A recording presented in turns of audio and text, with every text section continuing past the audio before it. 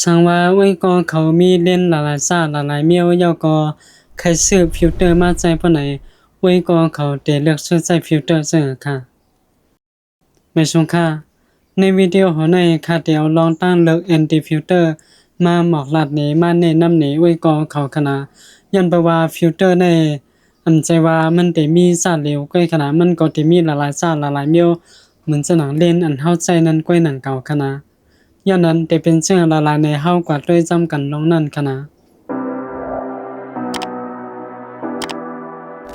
โจกาห้อมไปกว่าเขาลองเขาตั้งมันที่แน่เฮาอันกันมาด้วยว่า anti filter นั้นเป็นเชื้อหือยาวก็เฮาเดียวกว่าใจเมื่อไหลข้าวยามไหลในคณะ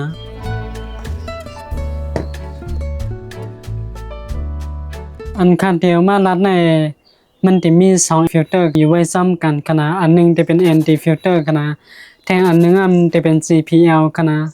anti filter ในมันจะเป็นหม่านเมียวนึงหม่านลำเมียวนึงคณะมันจะเฮ็ดม่านตนตา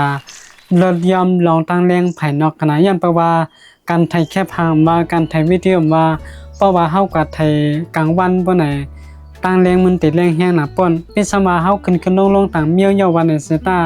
มันก็เต็มมันใจเฮากูลองกูเมียวขนาดย้อนนั่นแลเข้าเตียว anti filter ในมาจอยให้ลดย่อมบันลองตั้งแรงภายนอกขนาดหนังหือเฮาได้ขึ้นลงชับไปชัตเตอร์ว่า ISO ว่าf stop ว่าให้มันเหมือนใจเฮาไหลนั่นขนาดย้อนนั่นแลเข้าได้ใช้ anti filter มันนั่นขนาดกำในมาด้วยแทง CPL filter ขนาด CPL filter ใน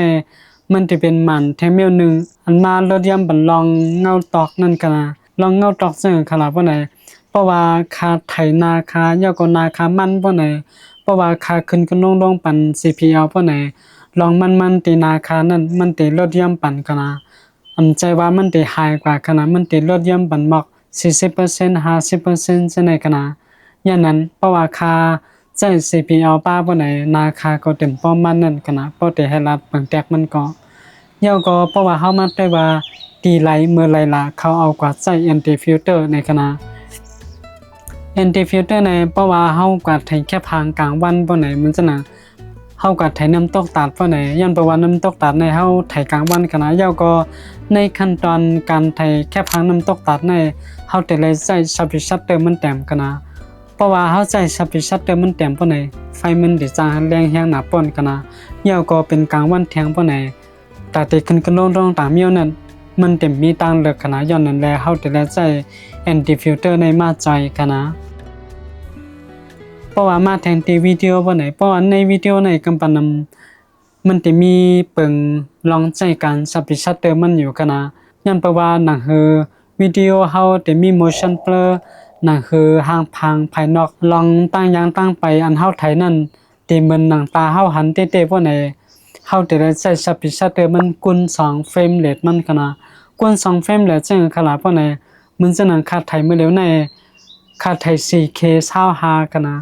25นั่นจะเป็นเฟรมเรทมันขนาดเพราะว่าข่าวชับชัตเตอร์กว่ากุน2บ่ไหนมันก็ได้ไล่1:50กันนะชับชัตเตอร์ค่าก็จะได้ใช้50กันนะเพราะว่าค่าใช้ชับชัตเตอร์มันเต็มโดยนั้นบ่ไหน motion blur มันได้มีแฮงกันนะกำในเพราะว่าค่าใช้ชับชัตเตอร์มันสูงเลยนั้นบ่ไหนเพราะว่าค่าไถในโฮมบ่ไหนก็ไฟมันได้จังแพบยุบกันนะอันนั้นก็เพราะว่าค่าไถภายนอกมันจะหนังกล้ากว่ากล้ามาว่าจังได๋มันดีกว่าเป็นก้อนจังได๋กันนะมันเต็มบ่ได้ด้วยมันจะหนังคาไถมื้อเดียวในมันแม่นจำเปิงดีๆกันนะมันได้มี motion blur กันนะไว้ก็เขาก็ด้วยมือคานในขณะเฮาแต่ละหันว่ามือคานควันกว่าควันมาในมันจะมี motion blur นั่นกันนะมันจะมีลองเว้าอีกหนึ่งมือคาป้ายกว่าป้ายมาจังไหนกันนะมือคาปัดกว่าปัดมาจังไหนกันนะเฮาแต่ละหันมีลองตั้งเว้าอีกหนึ่งอันนั้นเขาฮ้องว่า motion blur นั่นกันนะย้อนนั้นแหละเพราะว่าเฮาขึ้นบ่ไหนวิดีโอเฮาก็มันเต็มปอดีด้วยกันนั่นขณะย้อนนั้นเพราะว่าเฮาใช้แม่นจำเปิงมันบ่ไหนวิดีโอเฮาก็ได้รีสนใจขึ้นมาแทงนั่นขณะย้อนนั้นแลหนังหือมันได้แม่นจำนั้นเฮาได้ไล่กุมกำลังตั้งแรงมันดีๆขณะย้อนเพราะว่ามาพอเฮาได้ไล่กว่าไถกลางวันนั่นขณะเพราะว่าเฮาใช้ชัตเตอร์มันเต็มบ่ไหนไฟมันแรงแฮงนั่นขณะย้อนนั้นแลเข้าเตียว anti filter ในมาจอยลองนั่นขณะกำในเฮามาตัวว่า anti filter ในมันมีเสือละลายคณะใน ใน anti filter ในมันติมีตั้งเล็กตั้งใหญ่มันป้าขนาดตั้งเล็กตั้งใหญ่ซึ่งขนาดเพราะว่าซึ่งไหนเพราะว่าเฮามาด้วยตีเลียนก่อนไทยเฮาเพราะไหนตีเลียนก่อนไทยเฮานั้นมันติเตรียมไว้เมียวนึงขนาดมันสนังไว้กองเขาเลยหันตีเลียนในขนาดอันไหนมันเตรียมไว้55ขนาดนั่นปังว่าฟิลเตอร์ค่าตีเอามาใช้ไว้ในจะเป็น55กว่าขนาดกำในเพราะว่าคาซิมาใครให้ฟิลเตอร์อันเดียวยาวกว่าใช้ซ้ำเล่นแต่หลายโลกไหลเพราะไหนค่าห้ามตีเฮ็ดจังหือลาเพราะไหนมันจะมีแทงไล่หนึ่งขนาด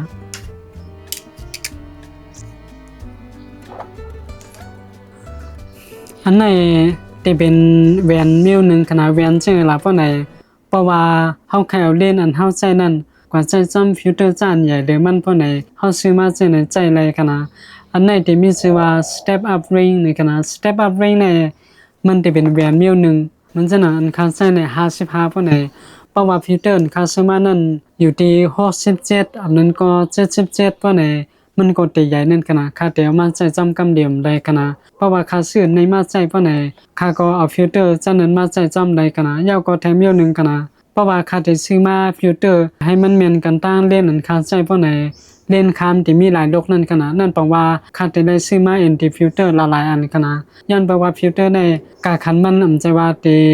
เอไปขนาดเต็มชุดใน4-500 วัตต์ในขนาด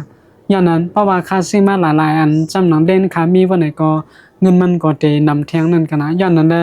เพราะว่าเฮาใครให้ฟิลเตอร์อันเดียวก็ยาวก็ใครมาใช้จำเล่นหลายอันเพราะไหนเฮาก็เลือกซื้อมาให้ฟิลเตอร์มันใหญ่ไว้ก่อนยาวก็ซื้อมา step up ring จะไหนมาใช้จำกันให้นั้นไรขนาดย้อนนั้นอันนี้จะเป็นตั้งเลือกอันเปิ้นใจกำนำขนาดย้อนนั้นเพราะว่าเฮาใครเฮ็ดจังนั้นบ่ไหนมันจะหนังฟิลเตอร์ค่าซื้อมาในอยู่ที่67ขนาดกวยการเล่นอันนั้นอยู่ที่55ขนาดเพราะว่าค่าใครใช้จำอันในไรบ่ไหนค่าที่ไรซื้อ step up ring ในมาใช้กวยขนาด step up ring ในค่าซื้อมา2ในไรใช้มัก100ปลายกวยขนาดกวยกาฟิลเตอร์หั่นมัก900ปลายๆในขนาดย้อนนั้นแลกาคันมันก็ได้เลยว่าเปิงกันเต้ๆขนาดย้อนนั้นเพราะว่าเฮาใครซื้อมาใช้บ่ไหนเฮาซื้อฟิลเตอร์มันให้มันใหญ่ไว้ก่อนเพราะว่าเปิงกันแห้งบ่ไหน step up ring ก็มันติหนาขนาดมันติใหญ่ย้อนนั้นมันเต็มปอลิด้วยขนาดกำใน step up ring วางหางพังมันเป็นซื่อล่ะเพราะไหนเฮามาด้วยขนาดหางพังมันจะเป็นมักกันได้เฮาติแลหันว่ามันหนาอินขนาดตั้งหนามันจะเป็นมักกันได้ขนาดย้อนเพราะว่าเด่นค่าเตียวมาใช้ซ้ำหน้าฟิลเตอร์มันจะอยู่ที่52ขนาดฟิลเตอร์ค่าซื้อมาอยู่ที่67ขนาดเฮาติแลหันว่ามันเปิงกันเต้ๆย้อนนั้นแหละมันตีไหนมันติหนาขนาดย้อนนั่นแหละเพราะว่าตั้งเล็กตั้งใหญ่ฟิลเตอร์มันก็ใหญ่ป้ายาวก็เล่นอันเฮาเดี๋ยวมาใช้ซ้ำเลขพวกไหนอันไหนมันติสร้างหนาขนาดอันไหนเฮาก็ได้เลยสติอีกนึงเพราะว่ามันหนาแห้งก็มันเต็มปอลิด้วยกาขนาดยาวก็มันติกว่านักหนาเล่นมันขนาดในที่แน่นค่าใครหมายถึงแน่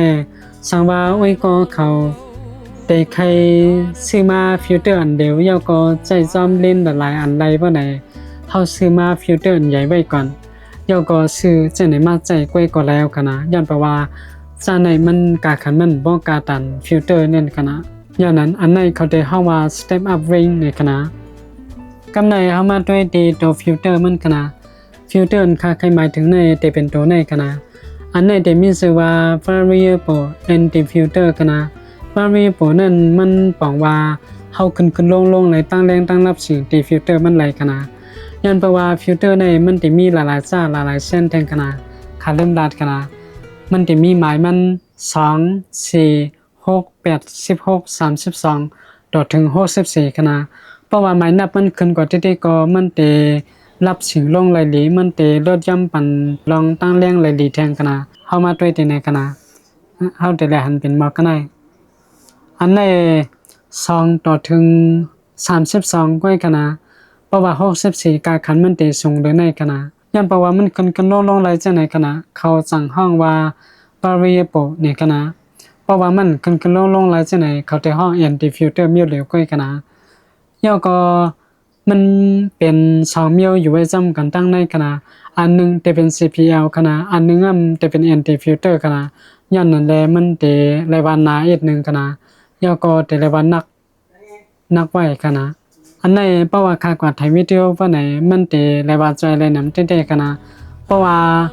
อยู่ดีๆกลางวันออกมาเพราะไหนก็คารถย่ำปั่นลองตั้งแรงอีกนึงกำไหนอยู่ดีๆฟ้าเงือบขึ้นมาไฟมันรับสีอีกนึงเพราะไหนค่าก็ขึ้นกว่าเฮ็ดไหนก็เฮ็ดไรกันนะย่อก็ลอง CPL มันไหนก็คาเตรถย่ำปั่นลองตั้งเหมือนจะหนังว่ามีอันคาไทยนั้นเงาตอกมันแห้งหนาเพราะไหนก็ค่ากว่าใจอันเป็น CPL มันนั่นกันนะต้องฟ้าว่าจะไหนมีอันคาไทยจะไหนก็เงาตอกมันก็จะย่อมลงนั่นกันนะอย่างนั้นแลในวิดีโอในอันคาไคลาเต้ๆในมันจะเป็นลองการเลือกใช้ anti filter ย่อก็ step up ring กันนะกำในคาเตมาเฮ็ดนี่ใส่เนกันนะว่ามันเป็นมากะเหย้อนแปลว่า anti filter คาเซมาในคาเซมาตนตาเล่นอันตึกไทยในกันนะย้อนแปลว่าเลนมันเป็นเลนจ้าแอฟสต็อปมันกว้างกันนะย้อนแปลว่ามังปอกเพราะว่าค่าไกลกว่าไทยเซตตีๆย่อก็ให้มันมีรองเว้าหลังอีกนึงย่อก็ใครกุมกำลองซับชัตเตอร์มันไหลว่าจังได๋มันก็ได้เฮ็ดไหลง่ายนั่นค่ะเพราะว่าคามีแอนตี้ฟิลเตอร์ค่ะกำไหนเฮามาจำใส่ด้วยใจด้วยกันนะ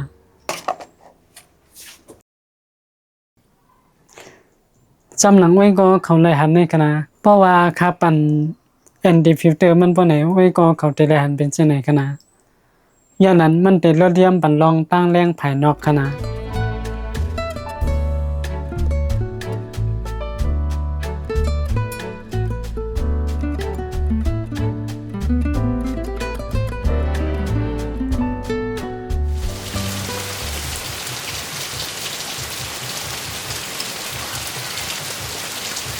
กำในเพราะว่าเป็น JPL มันบ่ไหน JPL ในมันเต็มป้อหันหลีกะขนาดย้อนเพราะว่ามันมีเงาตอกบ่ไหนก็มันเต็มป้อหันหางพางไรขนาดอันนี้ครับปล่อยลงขนาดเฮาแต่ได้หันว่าเงาตอกมันขึ้นลงๆขนาดเฮาแต่ได้หันว่ามันมีเงาตอกเฮาขนาด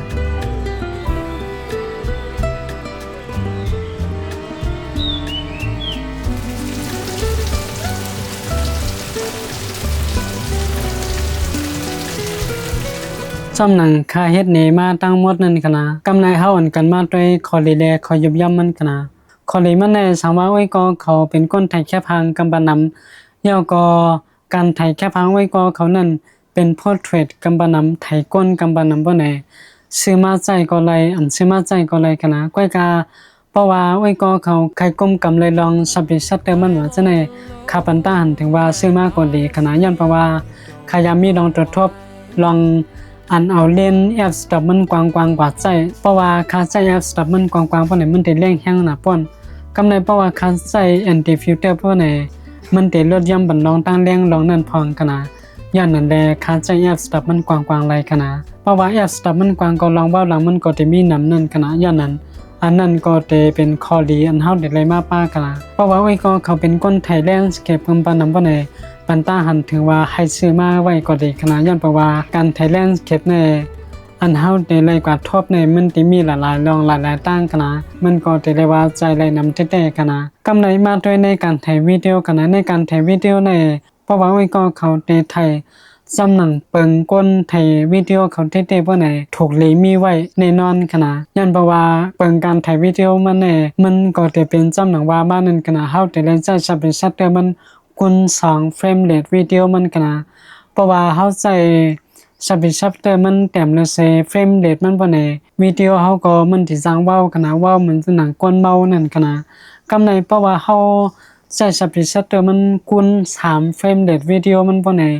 วิดีโอเฮามันก็มันได้แข็งไว้กันนะลองตรงหนึ่งในวิดีโอเฮามันก็มันเต็มเหมือนจำหนังสภาวะอันตาเฮาหันเต้ๆนั่นกันนะลอง motion blur ว่าจังได๋มันก็เต็มมีนั่นกันนะเพราะว่าก็เขาคันเลยลอง motion blur ว่าจังได๋ได้ก็มันตามซื้อมาก็ไรกันนะก้อยกาเพราะว่าคันเลยก็ถูกลีมีไว้นั่นก็ลีนั่นกันนะซะในก็จะเป็นลองคอลีมันกันนะกำไรเฮามาด้วยคอยับย่ำมันกันนะคอยับย่ำมันก็ได้เลยว่ามันป้อใจเลยกะหือเต้ๆขนาดย้อนเพราะว่ามันใจเลยกูขายำเลยขนาดมันสุขสันต์ขนาดก็มาได้เลยปั่นเข้าปั่นออกว่าก็มาพาโหมมันว่าจังได๋เพราะว่าเฮาได้กว่าใจซ้ำเล่นจังได๋ว่าเฮาได้ใจพูดมันเลยขนาดย้อนเพราะว่ามันได้ใหญ่เพราะว่าเฮาก็ซ้ำบ่ไหนมันได้นักแทงขนาดย้อนนั้นอันนี้ก็จะเป็นคอยยับย่ำมันแถมอยู่นึงขนาดสังว่าไว้ก็เขาได้กว่าทายุโยก็แต่ มันเต็มโปแลบขนาดย้อนเพราะว่ามันเตไลใส่เข้าใส่ออกอยู่ตาเซบางกำป้อมสติก็แค่ภาพนั้นก็วิดีโอเฮาเตไลมานั้นมันเตสังโดดซุ่มเป็นละลายขนาดย้อนนั้นอันนี้ก็เตไลว่าเป็นข้อยย่อมมันขนาดย้อนนั้นสังว่าไว้ก็เขาเตแค่ซื้อมาใจบ่ไหนให้ด้วยฟิลเตอร์ที่น่าเล่นไว้ก็เขาดีๆแล้วก็